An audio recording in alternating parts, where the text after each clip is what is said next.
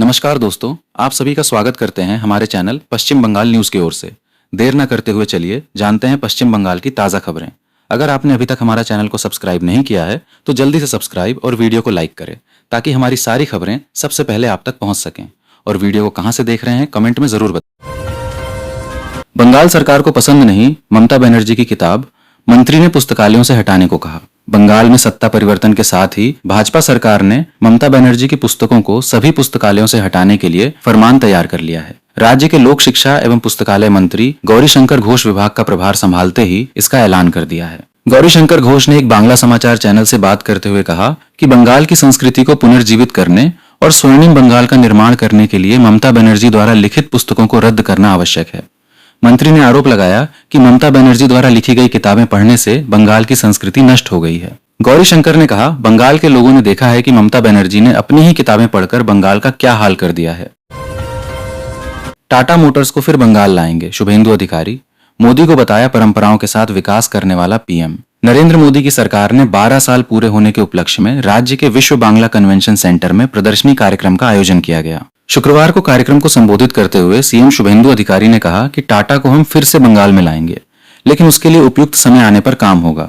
वर्तमान में सिंगूर की जमीन हमारे हाथ में नहीं है, हम जमीन मालिकों से बात करेंगे।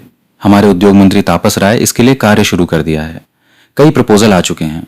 उद्योग विभाग की मंत्री और सचिव के नेतृत्व में कमेटी गठन किया गया है। जल्द ही काम शुरू होगा। राज्य सरकार के खाली पदों को जल्द भरा जाएगा। बंगाल में ऋतव्रत बनर्जी ही बने रहेंगे, नेता प्रतिपक्ष। हाईकोर्ट ने स्पीकर के फैसले पर रोक लगाने से किया इनकार। पश्चिम बंगाल में ऋतव्रत बनर्जी ही नेता प्रतिपक्ष बने रहेंगे। हाईकोर्ट ने स्पीकर के फैसले पर रोक लगाने से इनकार कर दिया है। हाईकोर्ट का यह फैसला ममता बनर्जी के लिए बड़ा झटका माना जा रहा है। कलकत्ता हाईकोर्ट तृणमूल कांग्रेस विधायक ऋतव्रत बनर्जी को सदन में पार्टी के बहुमत गुट का नेता और आधिकारिक विपक्ष के नेता के रूप में मान्यता देने के फैसले पर अंतरिम रोक लगाने से इनकार कर दिया। स्पीकर के इस फैसले को चुनौती देते हुए इस सप्ताह की शुरुआत में एक याचिका दायर की गई थी। हाईकोर्ट की एकल पीठ वाली अवकाशकालीन बेंच ने यह फैसला सुनाया। क्या है दीदी का एपांग ओपांग झपांग? टीएमसी राज किसे दिए गए 635 करोड़ रुपए, अब पता चला। पश्चिम बंगाल में सत्ता का तख्ता पलटते ही पूर्व मुख्यमंत्री ममता बनर्जी की मुश्किलें हर गुजरते दिन के साथ दोगुनी होती जा रही हैं। नया विवाद उनकी लिखी किताबों और उनके कार्यकाल के दौरान सरकारी खजाने से पानी की तरह बहाए गए पैसों को लेकर खड़ा हुआ है। शुभेंदु अधिकारी सरकार ने जहां एक तरफ सरकारी पुस्तकालयों से ममता बनर्जी की लिखी किताबों को बाहर करने का फैसला किया है, वहीं दूसरी तरफ टीएमसी शासन में हुए 635 करोड़ रुपए के एक महाविज्ञापन घोटाले की फाइल खोलकर जांच के आदेश दे दिए हैं। दोनों बातें बारी बारी से समझते हैं। बांग्लादेशी घुसपैठियों की अब खैर नहीं, शुभेंदु सरकार ने शुरू किया सर्च ऑपरेशन, बॉर्डर सील करने की तैयारी। पश्चिम बंगाल की सत्ता संभालते ही मुख्यमंत्री शुभेंदु अधिकारी ने साफ कर दिया था कि वो बांग्लादेशी घुसपैठियों को खदेड़ेंगे। इसका अभियान शुरू हो गया है। राज्य के गृह मंत्रालय के निर्देश पर पश्चिम बंगाल पुलिस और केंद्रीय सुरक्षा एजेंसियों ने संयुक्त रूप से अवैध बांग्लादेशी घुसपैठियों के खिलाफ महाअभियान शुरू कर दिया है। खुफिया विभागों से मिले इनपुट के बाद राज्य के उन संवेदनशील इलाकों की मैपिंग की जा रही है जहां फर्जी दस्तावेजों के सहारे घुसपैठियों ने शरण ले रखी है। नबान्य के सूत्रों के मुताबिक यह अभियान सिर्फ सीमावर्ती जिलों तक सीमित नहीं रहेगा। कोलकाता सहित राज्य के सभी प्रमुख औद्योगिक और शहरी विंग्स में एक साथ चलेगा, जिसने अवैध रूप से रह रहे सिंडिकेट के भीतर भारी हड़कंप मचा दिया है। टीएमसी संकट पर बोले डी राजा ममता बनर्जी, गहरे वैचारिक संकट में कसम खाने वाले सांसद क्यों छोड़ रहे साथ? अखिल भारतीय तृणमूल कांग्रेस के सांसदों और विधायकों के पाला बदलने से पूरी तरह बैकफुट पर आ चुकी ममता बनर्जी की पार्टी पर भारतीय कम्युनिस्ट पार्टी के महासचिव डी राजा ने बड़ा हमला बोला है। तृणमूल कांग्रेस की जमीनी हकीकत और उसकी सांगठनिक रीढ़ पर सीधे चोट करते हुए डी राजा ने कहा है कि टीएमसी इस वक्त अपने इतिहास के सबसे गहरे सांगठनिक और वैचारिक संकट से जूझ रही है। इंडिया गठबंधन की बैठक में शामिल होने वाली टीएमसी अब अपने ही पुराने सहयोगियों के निशाने पर आ गई है, जिसने कालीघाट ममता बनर्जी के आवास के रणनीतिकारों को देश भर में पूरी तरह अलग थलग कर दिया है। डी राजा ने कहा, अब यह साफ हो चुका है कि तृणमूल कांग्रेस अभूतपूर्व और गहरे संकट में फंसा जहाज है।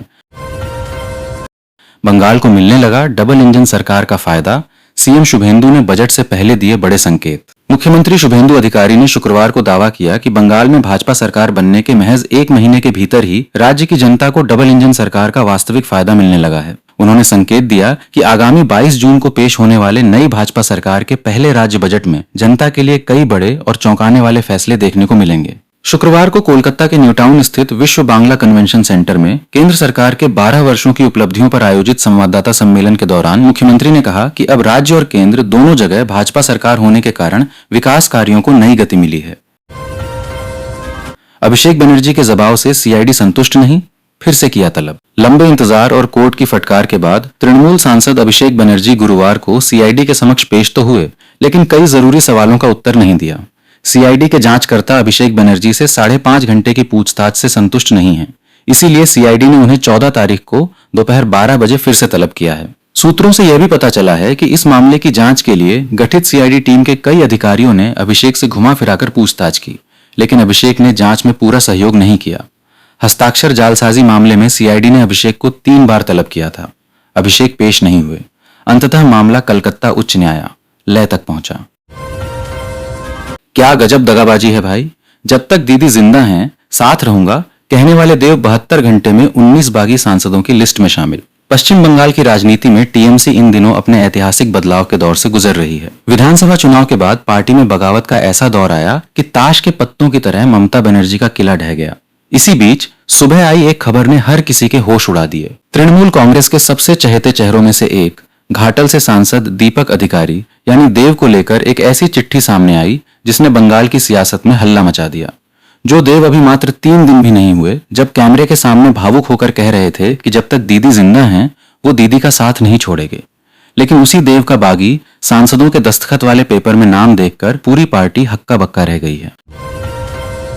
बंगाल में नौकरशाही का शुद्धिकरण, नबार्न से तृणमूल समर्थक अफसरों को बाहर कर रहे शुभेंदु अधिकारी। पश्चिम बंगाल में तृणमूल कांग्रेस में बगावत के बीच मुख्यमंत्री शुभेंदु अधिकारी सरकार ने नबार्न से नौकरशाही का डी तृणमूलिफिकेशन शुरू कर दिया है। इसका मतलब यह है कि तृणमूल समर्थक और ममता बनर्जी के वफादार आईएएस और आईपीएस अधिकारियों को महत्वपूर्ण पदों से हटाया जा रहा है। शुभेंदु अधिकारी सरकार ने पुलिस और प्रशासनिक मशीनरी को पूर्ववर्ती सिंडिकेट के चंगुल से पूरी तरह मुक्त कराने के लिए 360 डिग्री व्यू रणनीति के तहत एक्शन लेना शुरू किया है, जिससे सालों से मलाईदार पदों पर बैठे अफसरों में हड़कंप मच गया है। दिल्ली में बदला टीएमसी का ठिकाना, घर में बनाया पार्टी कार्यालय। कोलकाता में अस्थायी तृणमूल भवन को लेकर चल रहे विवाद के बीच पार्टी को दिल्ली में भी अपना कार्यालय बदलना पड़ा है। यह बदलाव केवल प्रशासनिक नहीं बल्कि पार्टी के भीतर उभरते राजनीतिक समीकरणों का संकेत माना जा रहा है। लोकसभा चुनाव 2024 के बाद से तृणमूल कांग्रेस का दिल्ली स्थित संसदीय कार्यालय बैरकपुर से सांसद पार्थ भौमिक के सरकारी बंगले के एक हिस्से में संचालित हो रहा था, लेकिन हाल के दिनों में पार्थ भौमिक का झुकाव मुख्यमंत्री ममता बनर्जी और अभिषेक बनर्जी खेमे से हटकर पार्टी के भीतर दूसरे गुट की ओर माना जाने लगा। पार्टी नेतृत्व ने तत्काल कार्यालय स्थानांतरित करने का फैसला किया। अब तृणमूल का दिल्ली कार्यालय राज्यसभा सदस्य नादिमुल हक के बंगले के एक हिस्से में स्थापित किया गया है। टीएमसी में बगावत की आंधी। कीर्ति आजाद बोले बीजेपी चला रही है ऑपरेशन लोटस, लेकिन ममता के सिपाही डरेंगे नहीं। पश्चिम बंगाल में विधानसभा चुनाव हारने के बाद ममता बनर्जी की पार्टी तृणमूल कांग्रेस इस समय अपने सबसे बड़े सियासी संकट से गुजर रही है। ऐसे में पार्टी के अंदर मचे इस बगावती घमासान के बीच टीएमसी सांसद और पूर्व क्रिकेटर कीर्ति आजाद ने शुक्रवार को बीजेपी पर बड़ा आरोप लगाया है। कीर्ति आजाद का कहना है कि बीजेपी ऑपरेशन लोटस के जरिए टीएमसी को तोड़ने और सांसदों को अपनी तरफ मिलाने की कोशिश कर रही है, लेकिन उनकी यह साजिश अब तक नाकाम रही है। टीएमसी सांसद कीर्ति आजाद ने सोशल मीडिया प्लेटफॉर्म एक्स पर कुछ घटनाओं का जिक्र करते हुए इसे पार्टी को कमजोर करने की एक संगठित साजिश बताया। उन्होंने कहा कि गृह मंत्री अमित शाह की देखरेख में ऑपरेशन लोटस चलाया जा रहा है। बंगाल में दुर्गा पूजा की बड़ी समितियों को अब नहीं मिलेगा अनुदान, शुभेंदु अधिकारी ने कर दिया क्लियर। मुख्यमंत्री का पद संभालने के बाद शुभेंदु अधिकारी ने पिछली सरकार द्वारा धर्म के आधार पर दिए जा रहे अनुदानों को बंद करने का आदेश दिया था। ऐसे में बंगाल के दुर्गा पूजा कमेटियों के पदाधिकारियों के मन में दुर्गा पूजा के दौरान पिछली सरकार द्वारा दिए जा रहे सरकारी अनुदान को लेकर असमंजस में देखा जा रहा था। कमेटियां का कहना है कि क्या नई भाजपा सरकार दुर्गा पूजा के दौरान पूजा कमेटियों को वित्तीय सहायता देगी। शुक्रवार को न्यू टाउन में आयोजित एक संवाददाता सम्मेलन को संबोधित करते हुए मुख्यमंत्री शुभेंदु अधिकारी ने दुर्गा पूजा अनुदान को लेकर अपनी स्थिति साफ की। उन्होंने कहा कि जो लोग उस पैसे से दुर्गा पूजा आयोजन करते हैं हम उन्हें अनुदान देंगे, लेकिन जिन्हें इसकी जरूरत नहीं है उन्हें नहीं मिलेगा। उदिता दास को रह गया अफसोस, कोलकाता आकर भी अभिषेक पर नहीं फेंक पाई अंडे। दिल्ली निवासी उदिता दास को इस बात का अफसोस है कि वो अभिषेक बनर्जी पर अंडे नहीं फेंक पाई। दिल्ली से कोलकाता आने के बावजूद उसका यह लक्ष्य पूरा नहीं हुआ। उदिता अकेले नहीं है, उसके पति भी उसके साथ हैं। उदिता अपने पति के साथ भवानी भवन के सामने खड़ी अभिषेक का इंतजार करती रही।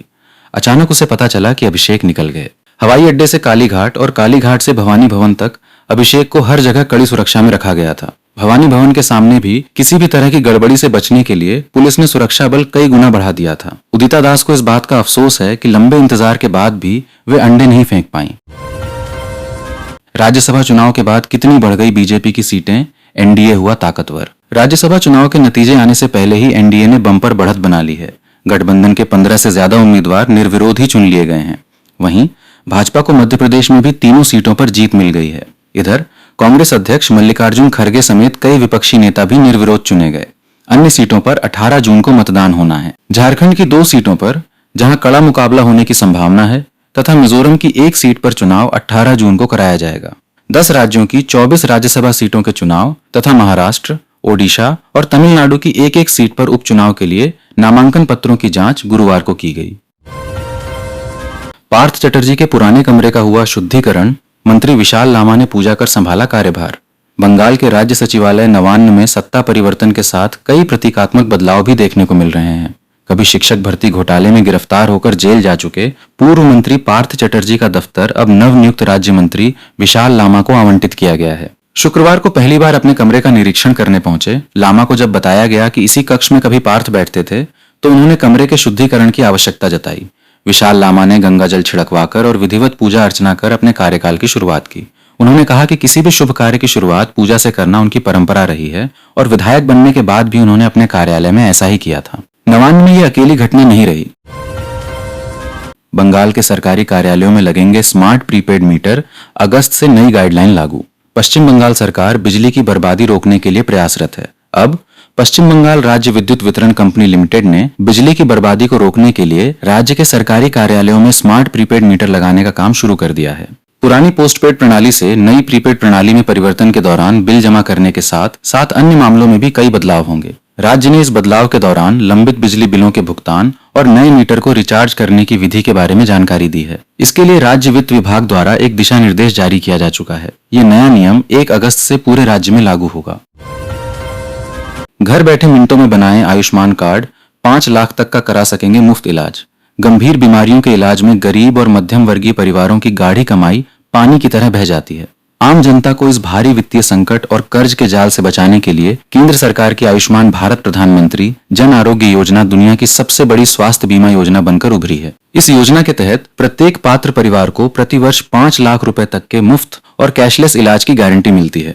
अधिकांश लोग आज भी इस उलझन में रहते हैं कि अस्पताल या जन सेवा केंद्र के चक्कर काटे बिना इस योजना का गोल्डन कार्ड कैसे हासिल किया जाए।